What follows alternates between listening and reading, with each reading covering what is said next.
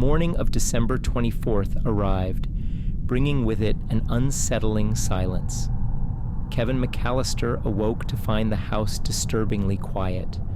The twinkling Christmas tree stood alone in the corner, its cheerful lights casting eerie shadows on the empty room. The snowman in the yard, which was once a symbol of festive joy, now seemed like a chilling sentinel in the ghostly landscape. The reindeer decorations looked more like spectral creatures lurking in the snowy gloom. Kevin was home alone for the third year in a row, but this time it just felt eerily different. It was a stark contrast to the usual bustle of his family preparing for Christmas. As he padded through the still hallways, decorated with faded tinsel and holly, a chill ran down his spine, a foreboding sense of dread creeping over him. The twinkling Christmas lights cast long, gnarly shadows that danced menacingly along the walls. As he descended into the basement, the silence was broken by a guttural growl that sent a shockwave of terror through his body. There, lurking in the dim light, was a grotesque creature of nightmares. It was a monstrous hybrid of Buzz's tarantula and a mutated rat, its body a sickening fusion of hairy arachnid and gnarled rodent. Its eyes glowed a chilling Christmas red, reflecting the twinkling Christmas lights from above.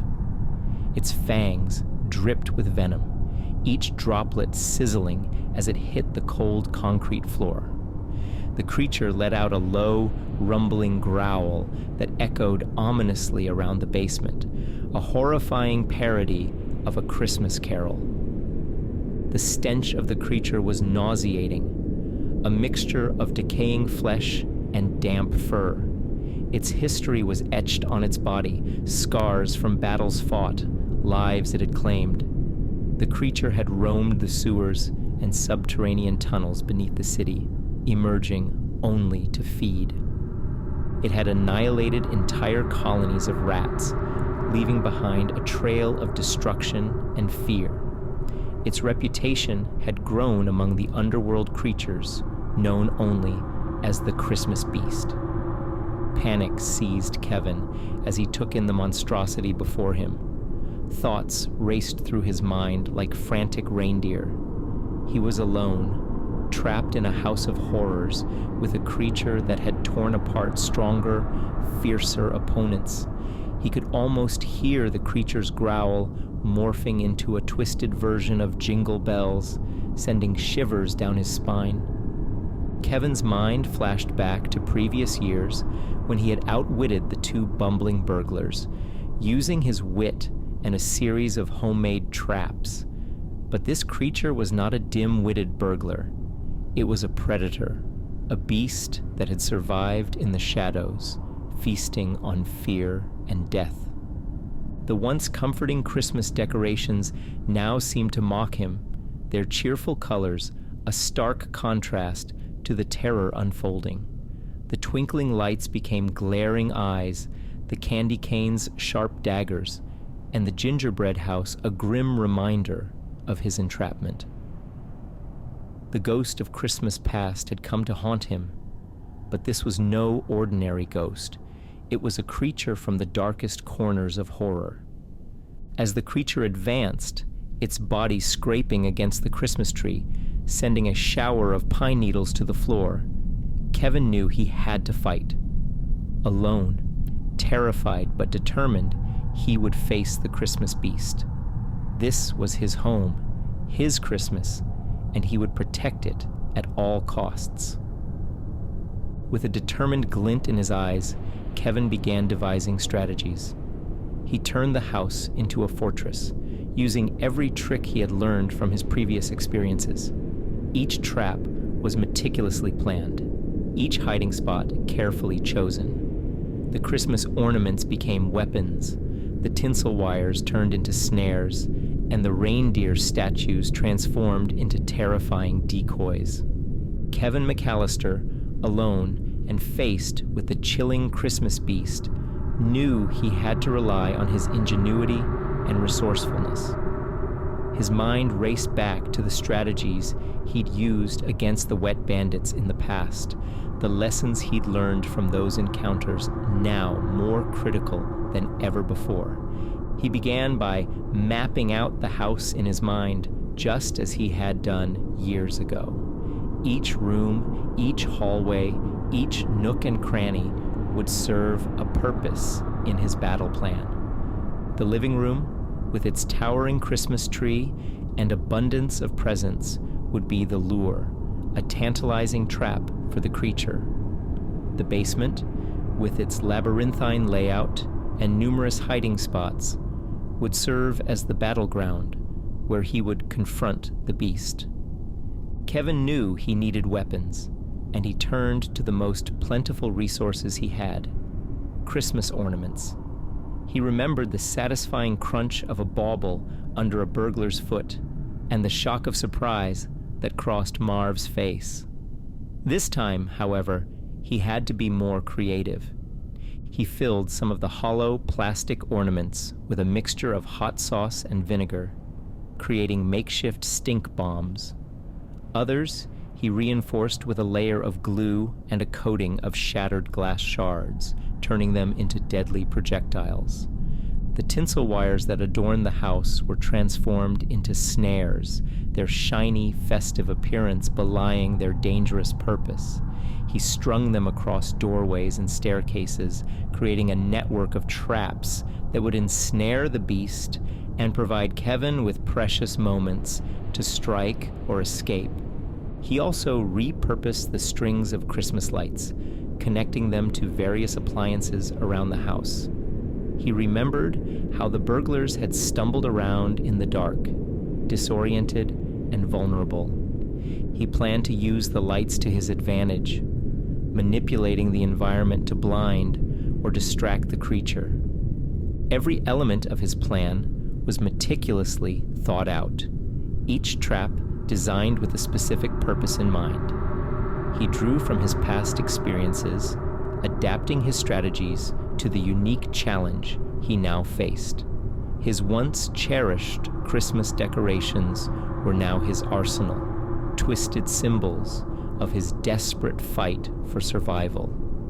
As he worked, Kevin felt a mixture of fear and determination. He was alone, facing a monster that had claimed countless lives before him.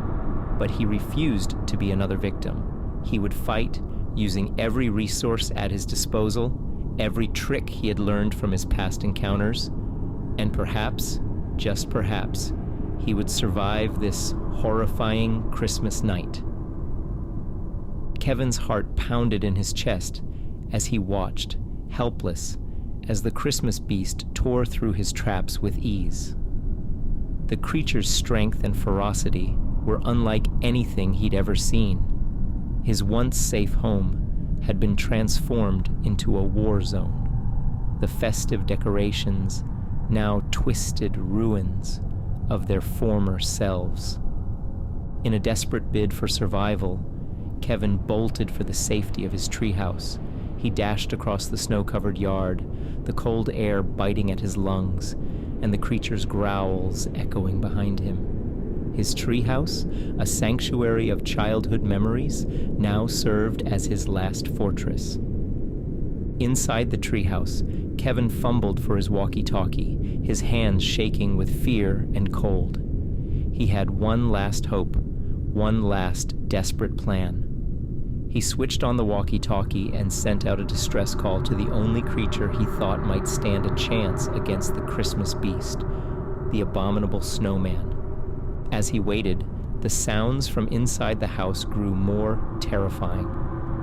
The creature's growls reverberated through the night, punctuated by the crashing of furniture and shattering glass.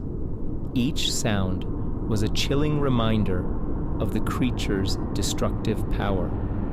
Then, in the distance, he heard it, the unmistakable sound of heavy footsteps, growing louder with each passing second.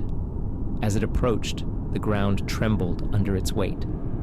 Houses crumbled, cars were flattened, and screams filled the air as the abominable snowman made its way towards Kevin's house. When the abominable snowman finally arrived, it rose above the house, its sheer size dwarfing the Christmas beast. It roared, a sound so powerful it shook all the houses in the entire town, and Kevin could see the Christmas beast recoil in surprise and fear. The showdown that followed was like a scene out of a monster movie. The abominable snowman towered over the Christmas beast, its icy breath crystallizing the night air. With a roar that shook the foundations of the houses, it launched itself at the beast. The snowy giant's fists, as large as boulders and just as hard, crashed into the grotesque creature with a force that sent shockwaves down the street. With each blow, the abominable snowman unleashed a flurry of ice and snow, turning the battleground into a winter wonderland. The Christmas beast was bombarded by a storm of icy shards, each one piercing its hide and drawing screeches of pain. The fight spilled onto the streets, causing the ground to rumble with their monstrous clashes. The once quiet suburban street now looked like a war zone, the houses shaking, car alarms wailing, and stray dogs howling in fear. The spectacle drew the attention of neighbors from miles away, their faces pale and wide-eyed as they watched the monstrous showdown from their windows. The abominable snowman, with an icy roar, delivered a final, devastating blow that sent the Christmas beast crashing into a pile of snow-covered rubble. The beast lay still, a chilling silence falling over the street. In the aftermath, the abominable snowman turned to Kevin, its icy blue eyes softening. In a voice as deep and rumbling as an avalanche, it asked for a single gingerbread cookie. Kevin, still trembling from the battle, handed over the cookie, which the giant accepted gratefully, biting into it with a satisfied crunch. Kevin reached up and patted the abominable snowman on its frosty head, a small gesture of gratitude for saving his home and his life. With a final nod, the abominable snowman turned and lumbered away, disappearing into the snowy night. As if by magic, the street began to rebuild itself. Houses straightened, shattered windows mended, and crushed cars reshaped themselves. The once war-torn street was returned to its peaceful, suburban state, the only evidence of the battle being the lingering chill in the air. Just as the final icicle melted away, Kevin saw his family's car pull up in the driveway. His parents rushed towards him, apologies spilling from their lips as they embraced him. They celebrated Christmas as if nothing had happened, the house filled with laughter, warmth, and love.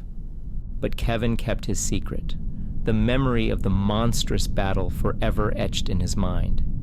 He would always remember this Christmas, not for the gifts or the decorations, but for the terrifying beast, the heroic snowman, and the gingerbread cookie that saved his life.